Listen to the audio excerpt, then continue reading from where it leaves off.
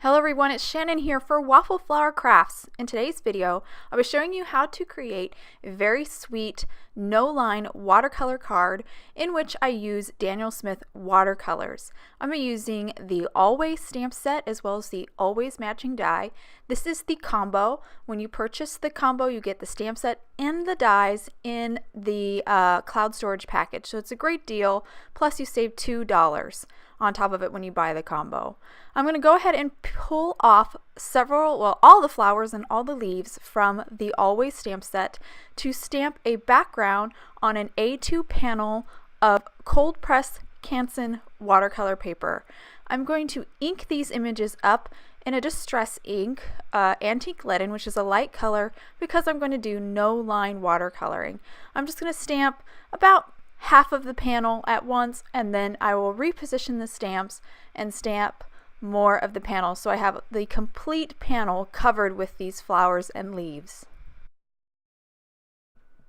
Once I finish stamping this portion, I will rotate my panel around and fill in some of the open spots. There's a couple open spots here, and I'll just stamp these flowers like one more time, and now my panel is basically done.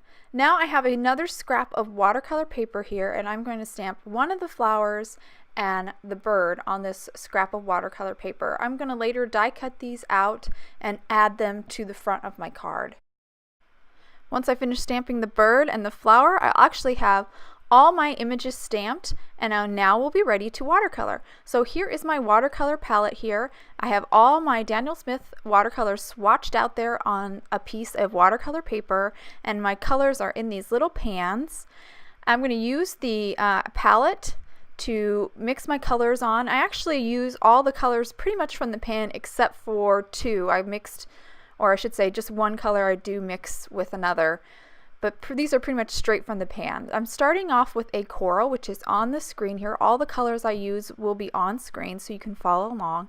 And I'm going to start painting petals halfway with this coral color. And I am picking petals. I'm not painting petals directly next to each other because I don't want the colors to bleed. Now that I've got some of the petals painted with the coral, I'm moving on to Aussie Red Gold and painting the upper portion or upper half of each petal and creating a little gradation from that gold to the coral. And now I'll move on to some other petals. Even though I probably should have waited more for these petals to dry, I'll paint a couple more, and then I will move on to the leaves and stems because I'm trying to avoid painting where it's still wet and getting the colors to kind of mix too much. I do want that nice gradation. I don't want it to be all coral or all peachy. I do want that nice gradation of that yellow to the coral. So now I'm moving on to my green, and I'm going to just paint the leaves and stems with this green, which is straight out of the tube. And you can see here how I'm even mixing a little of the green with the petal here, because I should have waited a little bit longer for things to dry.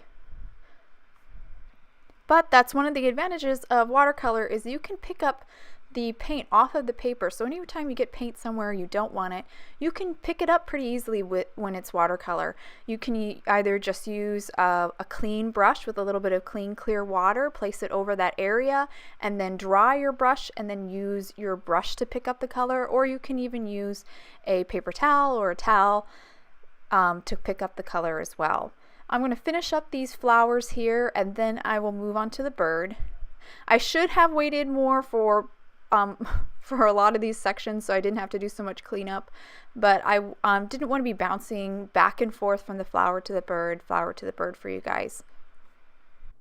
So I'm just about done with this flower. I'm going to take some more of that green and just add a little bit more of the green to the stem and some of the leaves, just to darken it up a little bit and create a little gradation and a little contrast so it's a little bit more interesting. Now moving on to the bird, I'm going to start with this really beautiful pale purple. It's called Wisteria. I'm going to paint the head, or half of the head, and the beginning portion of the tail feathers with this purple color. And here I mix this blue with a little bit of that wisteria, a little bit of that purple, to kind of create this really pretty lilac color. And I'm painting now the end of the tail feathers and the wing here with this kind of lilac-y color that I mixed the blue and the wisteria together to create.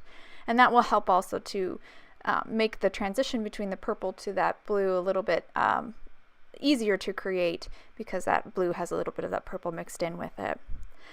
And now I'm just, again, trying to smooth out that gradation, adding a little bit more of the blue, adding a little bit more wisteria, just to have a softer, smoother gradation. Now I'm going to take some of that blue and just paint the belly of the bird, and again, creating a nice gradation so that belly has some beautiful roundness. And now I'm moving on to painting in the lines with the very tip of my brush. My brush here that I've been using the whole time is a #1 round brush, which is really great for these small images and especially great for creating little lines, which you'll see me do here in just a second again, which it'll be a little bit more obvious on the eye here that I paint on the bird. I actually did this linear lines on the tail feathers and wing as well, but it's harder to tell. And now my watercoloring is all done on the bird, or just about done, I should say, on the bird and the flowers. So here's that background that I stamped. Now I'm going to do the same kind of watercoloring that I did on that flower, completely over all the images here on the stamp background. I'm going to play a little bit of music, and then I'll meet you guys back when I'm done.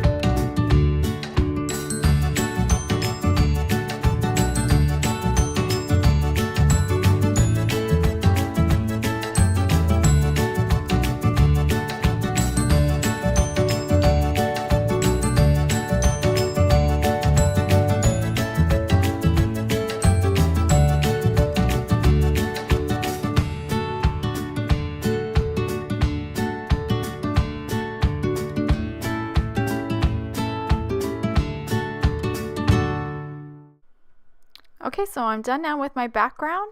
The next thing I'm going to do is stamp my sentiment. I went ahead and die cut off camera the flower and the bird that I stamped on that scrap paper and watercolored in the very beginning.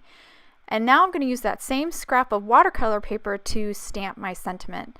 I'm going to grab my sentiment off of the Always stamp set. This Always stamp set has some of the sweetest sentiments, and I just love them paired with the images in this set. They're just perfect. So I centered my sentiment, and now I'm inking it up in a distress ink.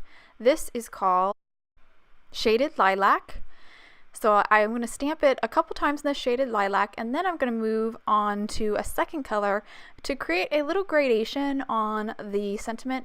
This will kind of match the look of my watercolor. So my second color here is a Distress Oxide called Faded Jeans, and I'm angling my ink pad to just kind of hit the lower portion of each of the sentiments. So the lower portion of the letters of the words in the sentiment.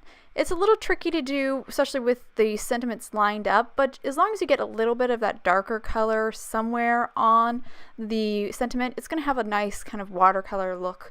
You know how watercolor kind of typically goes from light to dark.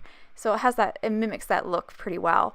So now I'm going to glue my watercolor panel onto an A2 top folding card base. I'm just going to use some Tombow Mono multi-liquid adhesive here. This adhesive does really well for holding down watercolor panels. It's nice and strong. I went ahead and trimmed my sentiment down to a strip, added some foam tape to the back of it, and now I'm going to stick it at the upper portion of my card. I've also added small amounts of foam tape to the back of the flowers and to the back of the bird. Just removing the backing now, and I'm going to stick these flowers a little bit overlapping my sentiment. And the last thing I have to adhere here is the bird, so I'm just figuring out where I want that bird to go exactly, and now I'm ready to stick it down, remove the backing, and then stick that bird down. And that will complete my card. I'll hold it up to the camera here so you can see it a little bit more closely. I really liked working with these Daniel Smith watercolors. I plan on doing a lot more cards with them in the future and get some more practice under my belt, but they're very fun to use with this no-line watercoloring technique. I hope you guys enjoyed today's video. If you want any more information on the products I use, please visit waffleflower.com, and you can follow us on YouTube, Instagram, and Facebook for more creative ideas. Thanks for watching.